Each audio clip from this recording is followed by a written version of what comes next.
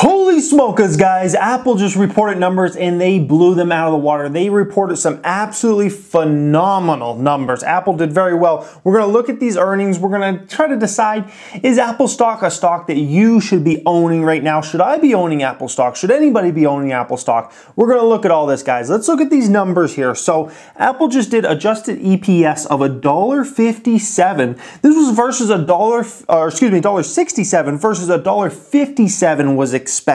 That is really good beat for a company's Apple size. Revenue also beat very nicely. $45.4 billion they did in revenue versus $44.89 billion was expected. So they beat by about $500 million there on revenue as well. And then if we look at iPhone shipments, they came in at 41 million versus 40.7 million. So that was also a beat. So very nicely everything there. Then we see Apple's cash pile has swelled to $261.5 billion, guys, compared to $256.8 billion the last quarter. That's up 13% year over year. This is absolutely incredible. And this has pushed Apple stock to an all-time high. Apple stock right now is after hours, as if I'm recording this, is at an all-time high, the highest it's ever been. It was over $157 when I took this screenshot. Actually, right before I recorded the video, it was actually over $158. That would put it somewhere around an $800 billion market cap, which is the biggest market cap of any public corporation ever. They could very well be the first to $1 trillion market cap. I mean, think about that. They're only about a little over 20% away from being the first company ever to $1 trillion market cap. That is absolutely incredible. Let's look at some more numbers here. So almost everything beat. I mean, almost everything was perfect about this earnings.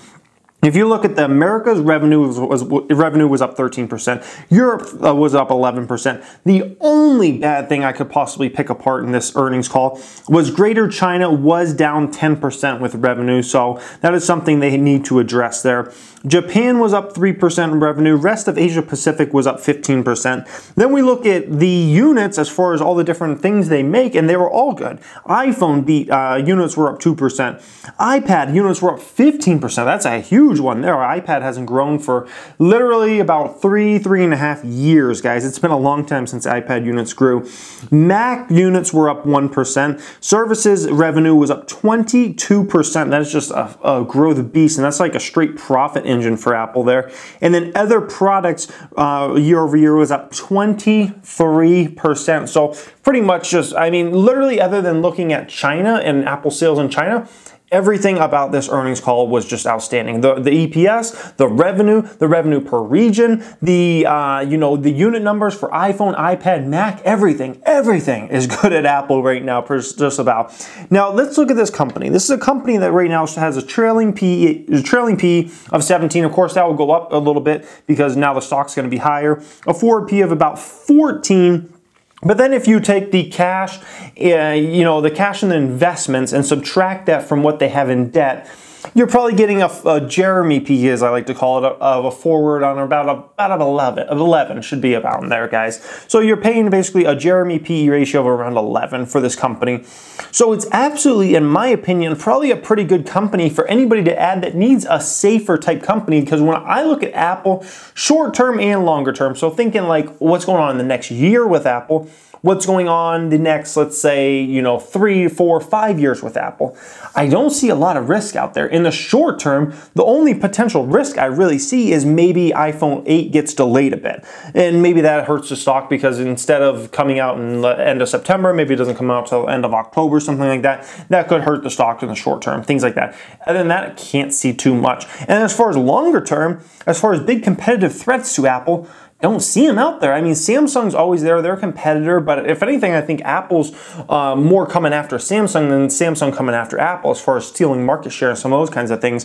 Google obviously is coming in the smartphone game harder than they ever have, but I still don't see Google as being someone that will steal massive amounts of market share. Maybe it steals, 0.2% here, maybe 0.5%. Still not the type of numbers that would really add up to huge numbers. So And then you got iPad growing once again, that's good. Mac growing once again, that's phenomenal. Services up 22%, that's just something that grows more and more and more. And when people use the services, it makes Apple even more of a stickier platform. So when I look at Apple short-term, long-term, I don't see a lot of risk, honestly, out there as far as, something that could take out Apple.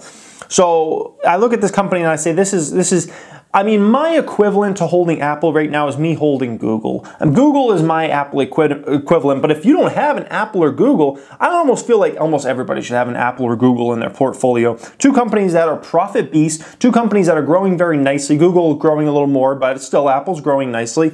Two companies that, competitively, as far as, someone coming in and knocking their block off in the next few years, I just don't see it, guys. I just simply do not see it out there. So I almost feel like every single person should hold either Apple stock in their portfolio or Google, because it just makes sense, guys. They're growing companies. They're just about as safe comes as far as when you look out in the landscape. So that's kind of my opinion there on Apple, and great earnings just all around. One other story I did want to cover here today was the auto sales. Auto sales were absolutely horrible. If you've been following me on Snapchat today, I've been posting a few things about these auto sales. July was another tough month for U.S. automakers. Ford sales dropped 7.5% last month compared to 2016. Fiat Chrysler posted a 10% decline. General Motors reported a 15% decline, guys. 15% year over year. U.S. vehicle sales have trailed behind 2016 levels every month this year, but it's been a tough comparison since last year's car sales hit record highs. This is something I've been talking about, and if you follow me on Snapchat, you know this is something I've been talking about for over a year and a half now. I was talking about auto sales being a bubble, auto sales being, peaking is basically what I was talking about at that time. And I was talking about, how auto sales are gonna pretty much go down from here.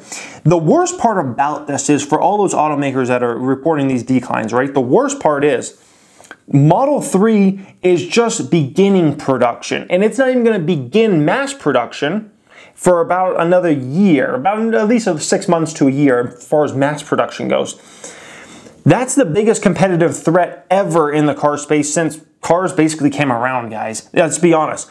Then on top of that, you have all these services like Uber, Lyft becoming more and more popular, and some people saying, more people working from home. Maybe I don't need a car, or maybe I don't need a second car. Maybe I just need one car. We've gone down to one car in my family. We only need one car. It'd be completely worthless to have two cars. My wife's a stay-at-home mom, and I work kind of mostly from home. I mean, I do real estate jobs and whatnot. So what am I gone? 1 hour, 2 hours? Other than that, whenever we go somewhere, we pretty much go somewhere together. So there's no reason to have two cars the same way there was in the past when everybody had to go to work, and now there's more and more people working from home. I know a lot of people that work solely from home.